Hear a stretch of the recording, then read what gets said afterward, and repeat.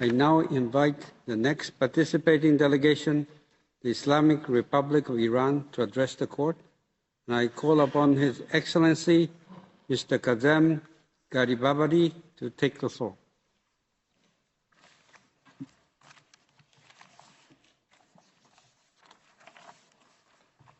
Bismillah ar-Rahman ar-Rahim. Mr. President, members of the court, it is indeed an honor to appear before you on behalf of the Islamic Republic of Iran. The Holy Quran says, من أجل ذلك كتبنا على بني إسرائيل أنه من قتل نفسا بغير نفس أو فساد في الأرض فكأنما قتل الناس جميعا وَمَنْ أَحْيَاهَا فَكَأَنَّمَا أَحْيَا النَّاسَ جَمِيعًا.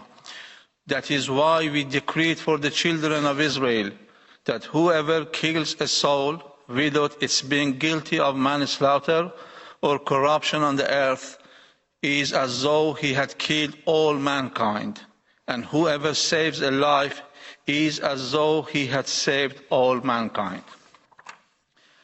As the principal judicial organ of the United Nations, this honorable court is once again called upon to address fundamental yet persistently overlooked rights of the Palestinian people.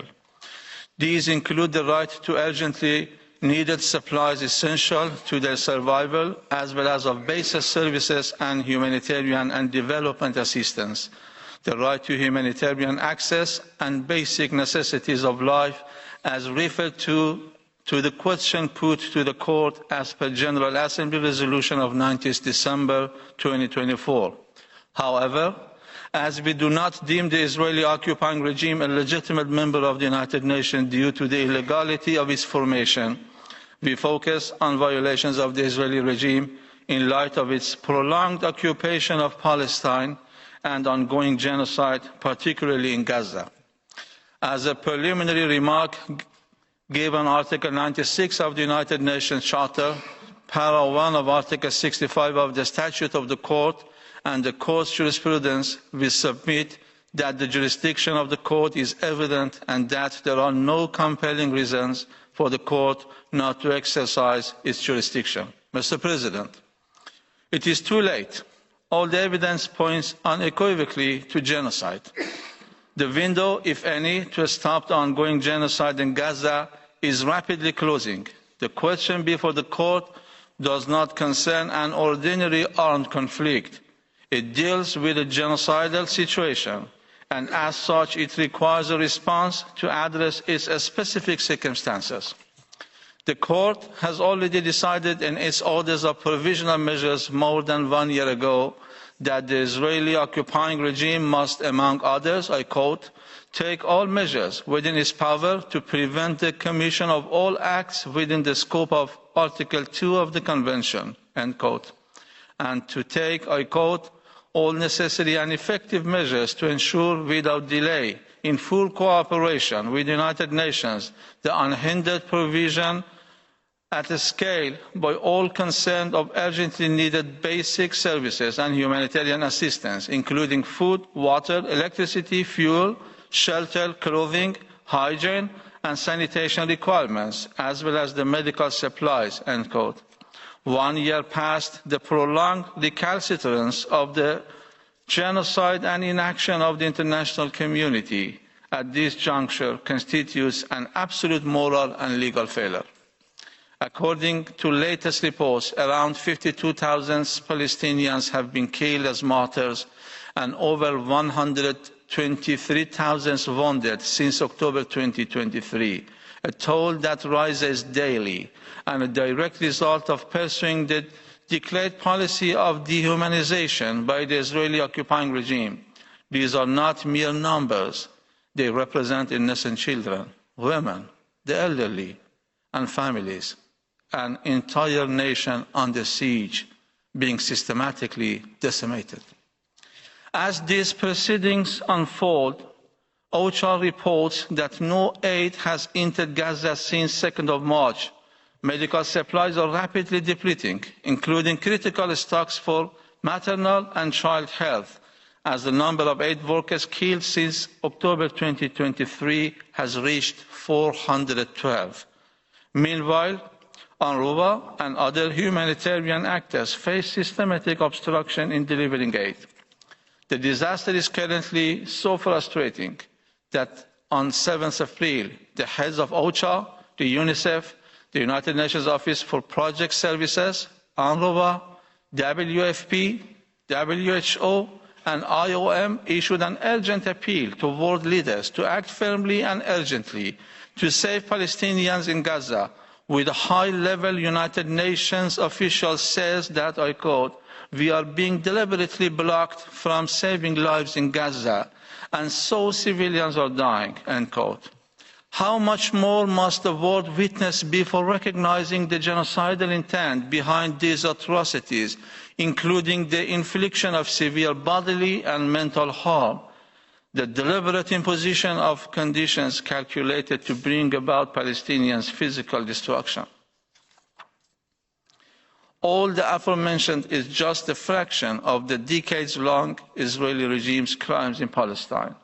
Dozens of United Nations resolutions, reports, and decisions, alongside the dicta of this court in numerous advisory and contentious proceedings, have affirmed the illegality of occupation and the imperative of unimpeded humanitarian access.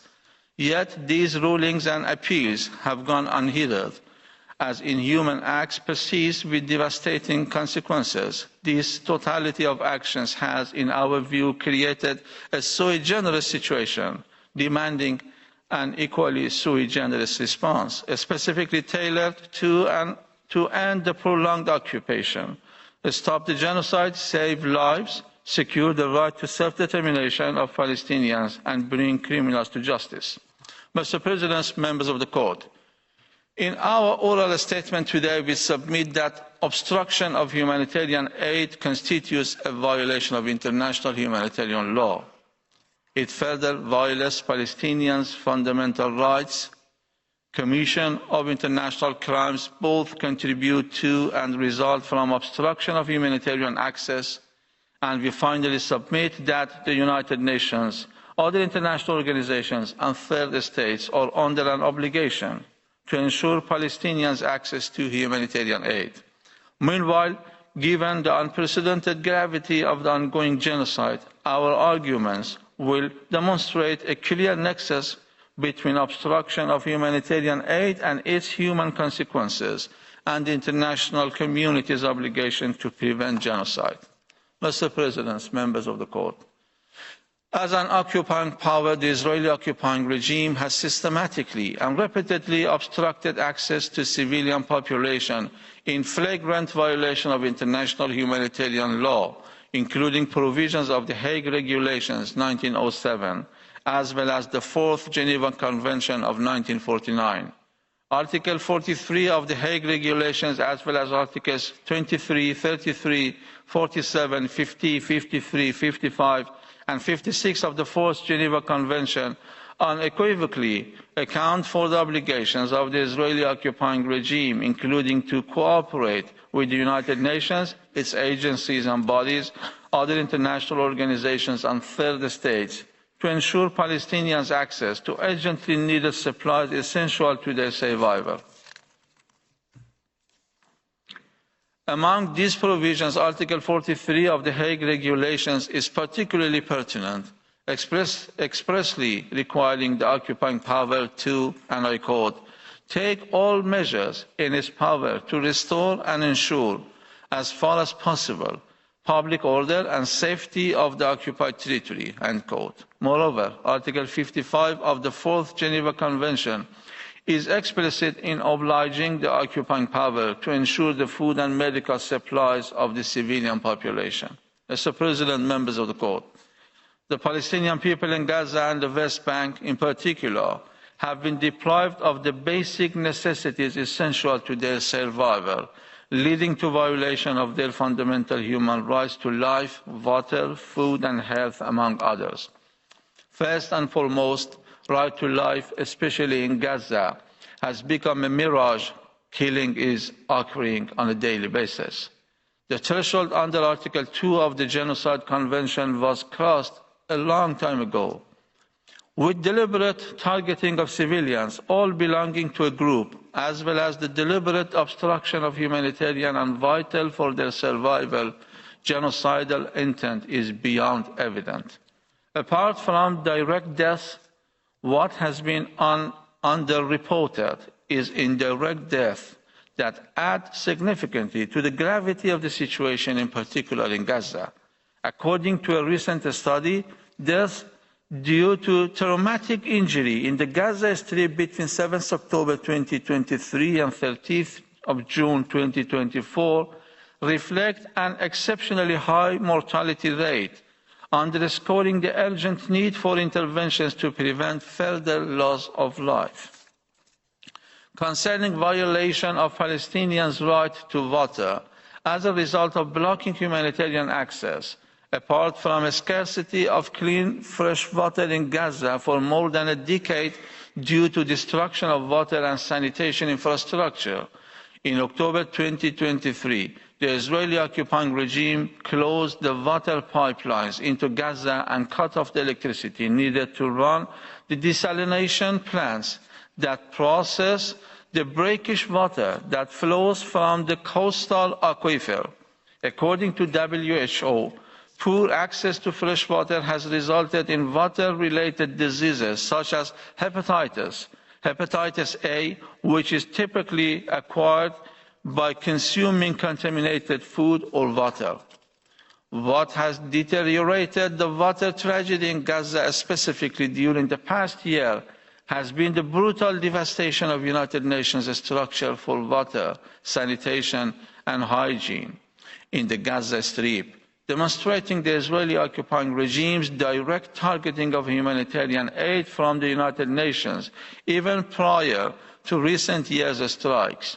The question remains as to how this cannot be seen as evidence of genocidal intent by the Israeli occupying regime.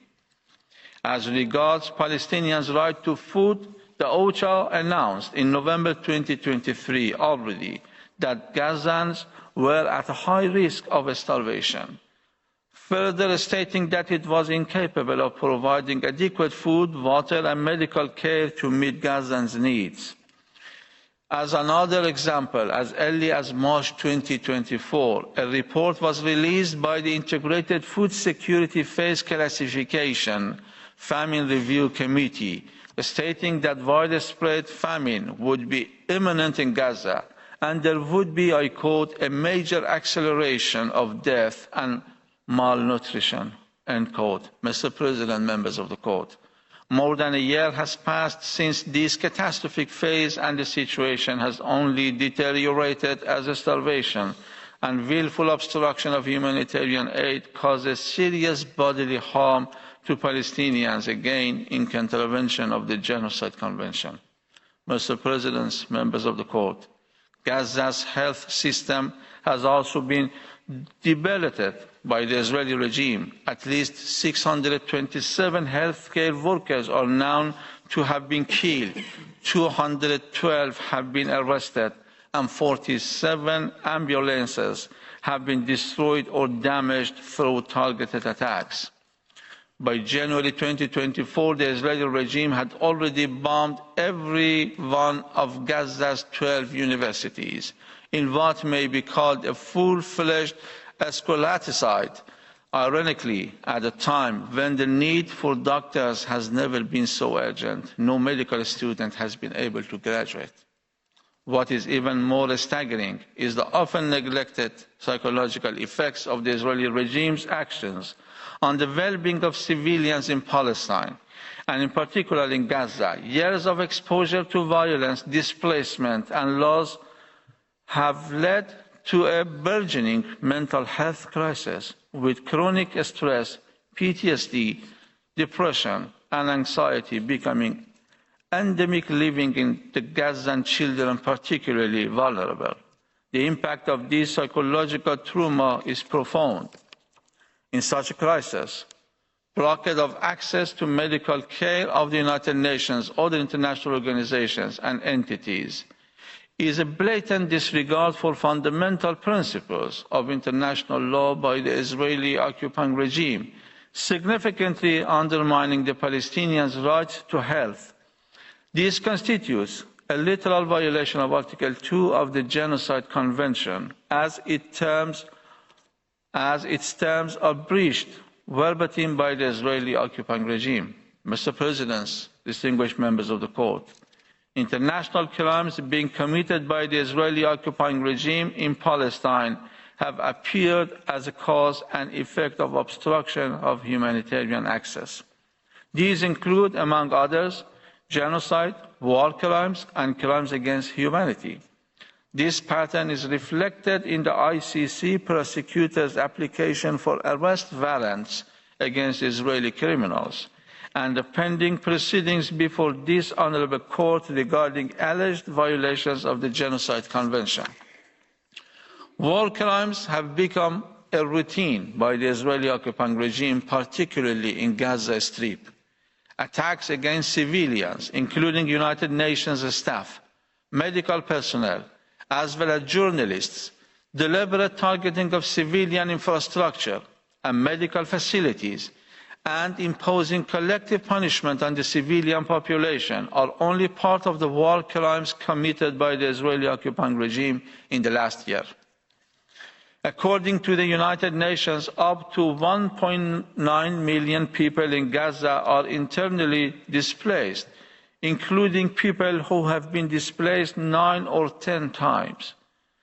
From the perspective of displacement, the present-day ethnic cleansing of Gaza can be compared to the 1948 Nakba of Palestine. This, among others, is a clear instance of crimes against humanity, especially when coupled with obstruction of humanitarian access. More concerning still is the estimate provided by the United Nations and other organizations about increasing numbers of newborns on brink of death. The United Nations highlighted hunger, starvation, and famine as the cause of such deaths as a result of extensive restrictions by the Israeli regime on the entry and distribution of humanitarian aid and commercial goods, mass population displacement, and the destruction of crucial civilian infrastructure. Such measures are intended to prevent births among Palestinians as an instance of genocide under Article 2 of the Genocide Convention. According to another report by the United Nations Independent International Commission of Inquiry in Palestine, the Israeli regime has perpetrated a concerted policy to destroy Gaza's healthcare system as part of a broader assault in Gaza, which is evidence of commission of the crime against humanity of extermination. Such policies and practices have systematically denied humanitarian access to United Nations agencies and other relief organizations, precluding the delivery of vital assistance to civilians, a pattern appearing both as a cause and effect of obstruction of humanitarian access. Mr. President, members of the Court, to conclude, the question put to the Court on its face concerns humanitarian access to a civilian population. In a situation of armed conflict, however, we are faced with a genocidal situation here. It is indispensable for the Court to opine on humanitarian access to a people targeted by genocidal acts and the ensuing obligations of the international community to stop them. In its judgment of 26 February 2007 in the case concerning application of the Convention on the Prevention and Punishment of the Crime of Genocide, Bosnia and Herzegovina versus Serbia and Montenegro, the Court clarified the content of the duty to prevent genocide under the Convention.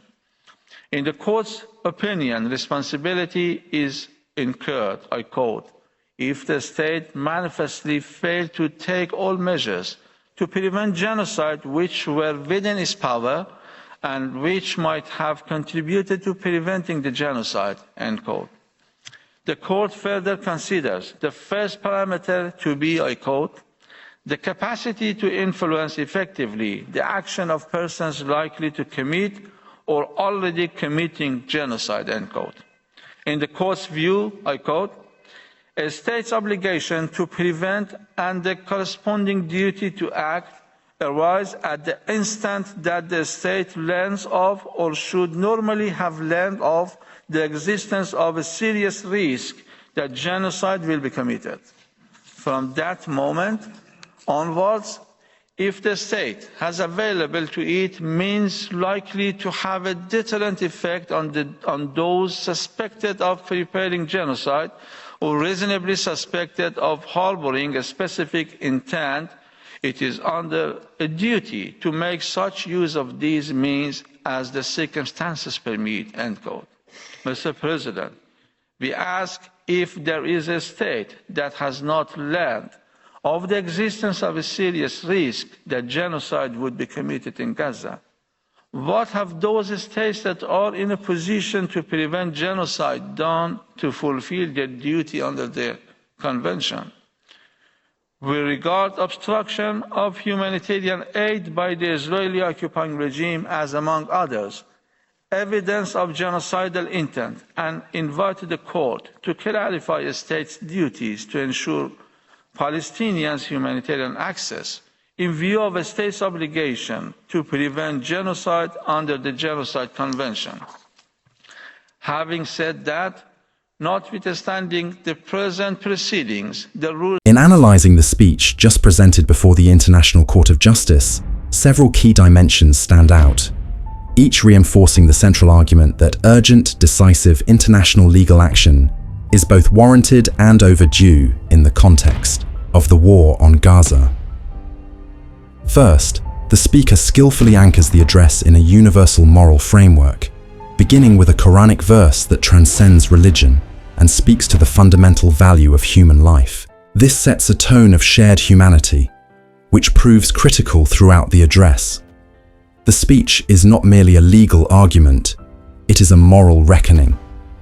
Structurally, the speaker moves from broad humanitarian principles to specific legal claims, invoking international humanitarian law, the Genocide Convention, and the Geneva Conventions. This layered approach ensures that the argument is both emotionally resonant and legally rigorous.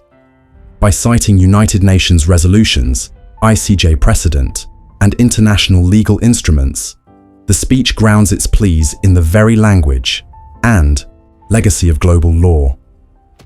What stands out most is the balance struck between emotion and restraint. The content is undeniably graphic and painful. The systematic killing of civilians, targeting of hospitals, displacement of over 1 million people. But the delivery avoids sensationalism. Instead, the speaker employs a firm, deliberate tone that channels outrage into a structured legal and ethical demand for accountability, for protection, and for the end of impunity. This is not merely a call for justice, it is an indictment of the world's selective silence. In doing so, the speaker forces a confrontation not just with legal statutes, but with conscience. The speech asks, if not now, then when? If not this, then what counts as genocide? In conclusion, the speech is a compelling blend of legal argumentation and moral advocacy. It reclaims the courtroom not only as a space of law, but as a place where human dignity is either defended or denied. The choice, the speaker implies, now lies with the court, and by extension, with all of us.